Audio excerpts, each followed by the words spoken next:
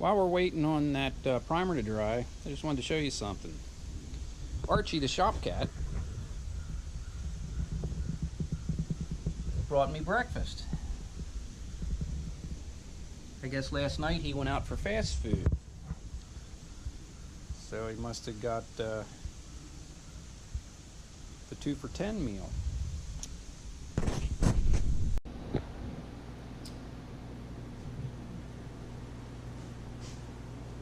Okay, primer is dry. The next thing you should do is always just test fit your panel, make sure it's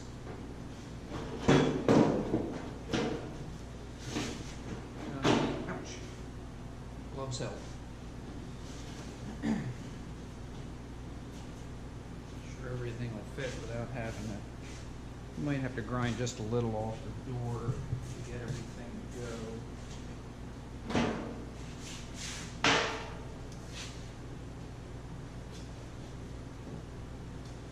Being this is an aftermarket foreskin, not a stock factory, it won't be perfect.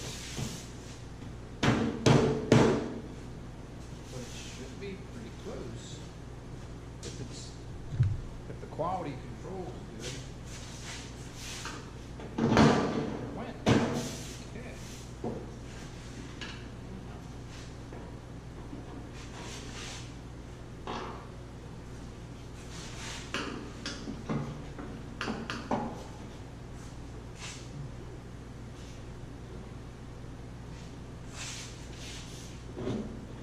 Curvature's just a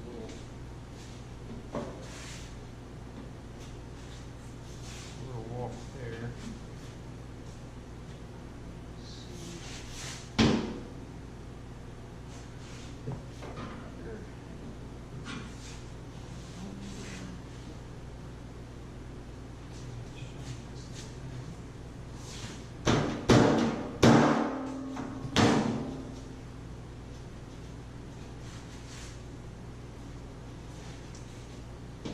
The next thing I'll do is I'll just clamp this on loosely, and then I'll bolt the door back to the car just to check all the lines and see if it needs shifted right or left, up or down.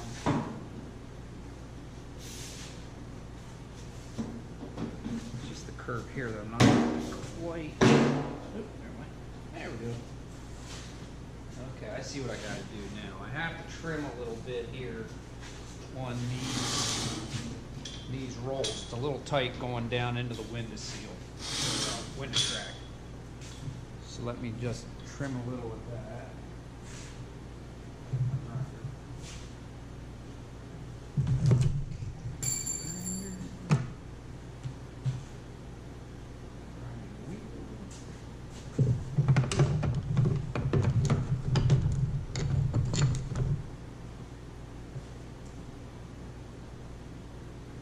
Bear with me as I find what I did with my grinding wheel.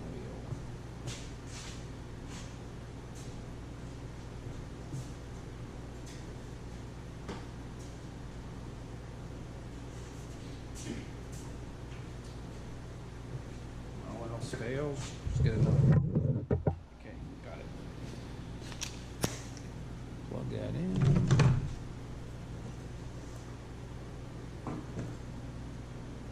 Glasses. I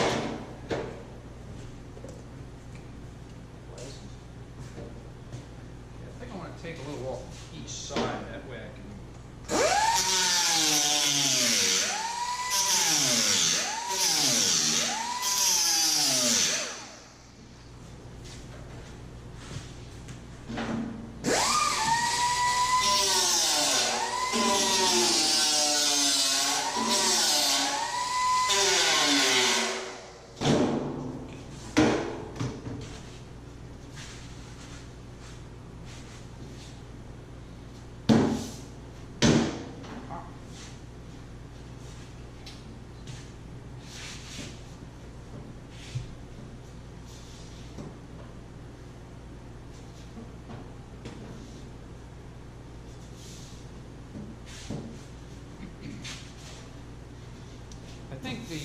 when they press this, it's just pressed a little too strong, and it's going to need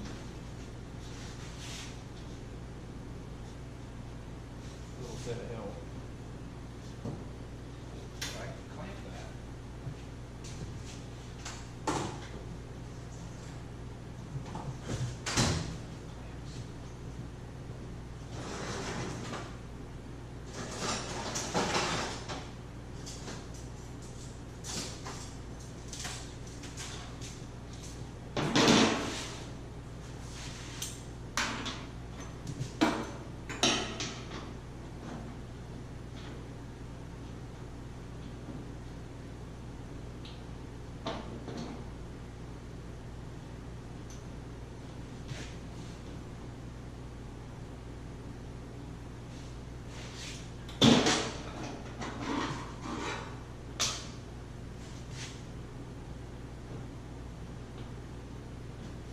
Be careful you don't go in the middle or somewhere it'll bend your door skin.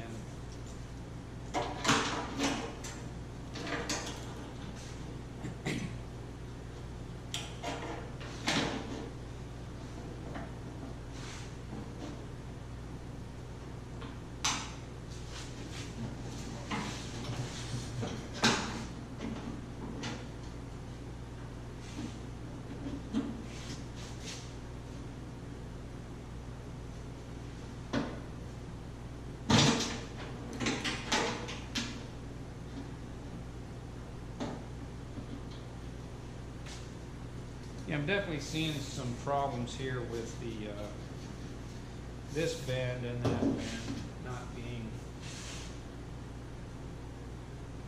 quite as good as it should be, but I can work that around. So, I guess now it's time to go hang it back on the car and see how it fits the opening.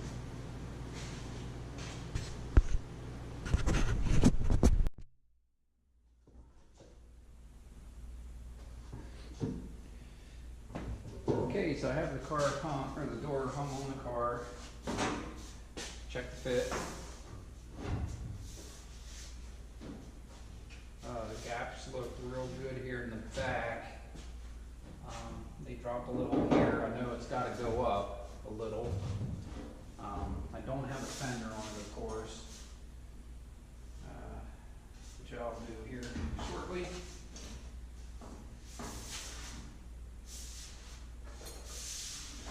Overall, it doesn't look bad. It just needs a little bit of tweaking.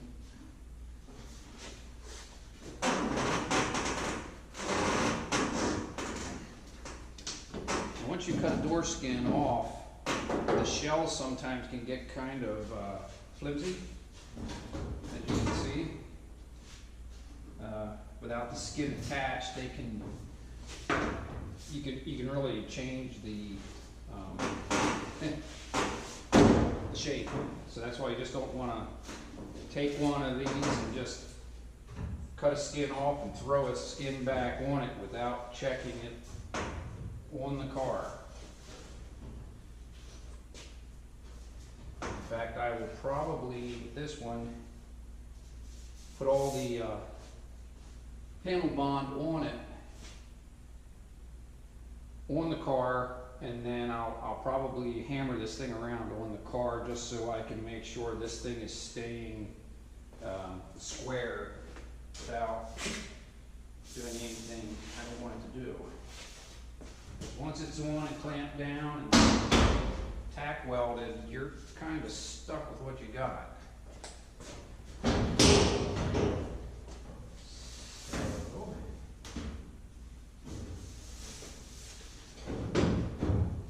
That's what I'm going to be doing next.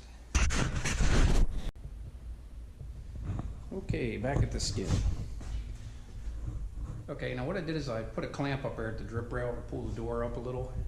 Because without the skin on and not attached, what it was doing was the door skin was in the back here was dropping. It was rotating this post a little bit because this is just tin. There's no crash bar to hold anything. What I did was I put panel bonder over top that bare metal flat area there where the door skin goes on. You just put it on with like your, it's a 2-part. A couple companies make it. I personally like this the best. Just put it on, then you take your finger and spread it over that bare metal, even on the door skin where it had that tape at. Make sure you cover all that bare metal. And it gives you about a 45-minute work time if it's not a real hot day.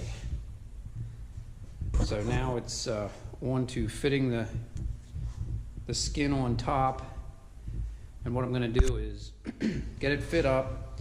I'm going to start hammering around a couple of the edges, get it where it needs to be, and then I'll take the welder and I'll tack it in 4 places, 2 in the front, 2 in the back, so it'll lock the thing in square and keep the door where it should be before I finish hammering the pinch weld around on it. So that'll be next. Guess we're recording. Yeah, I crushed the pinch weld down in a few spots there to hold it in place, to get my gaps, get my lines. This still has to be pulled up. Of course, had a little trouble with the vice grips hanging on. So what I'll do is I'll open the door up, I'll put pressure up on it, I'll put a couple tacks, I'll close the door to make sure that, the front here has rolled where it needs to go to get this back to alignment, because I have a really good line in the front. It's down in the back, it's down here a little bit. So that's all I'll have to do. So far so good. I did lightly hang the fender on there just to check it, and everything's good. As long as this line lines up with the inner skin, this curvature here will follow the fender. If you have to bump it in or bump it out once you're done, that can be accomplished with a spoon. Okay,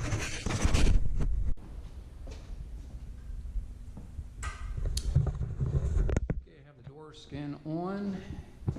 It is glued. It's all tacked in place. Lines are good. Now, I am going to move the door towards the back about a millimeter or 2. When I finally put the door completely back on with the fender, just move the hinges back some. But yeah, I got a good fit. Got good lines. I had to do a little bit of work up here at the top to get it to come around. But all in all, down there I just have to do a little bit more hammer and dollying. For an aftermarket door skin,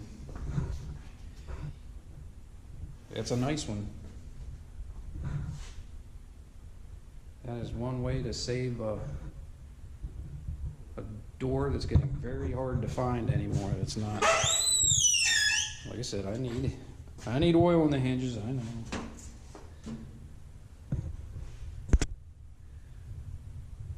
Tacked across the bottom, tacked it 2 places there, and then of course I welded it up the top. Oop, no, I did weld it here. I almost said I forgot that, but I didn't. Piece of white wire. Okay, so there you are. Volvo Amazon 122 door skin replacement. Thanks for watching.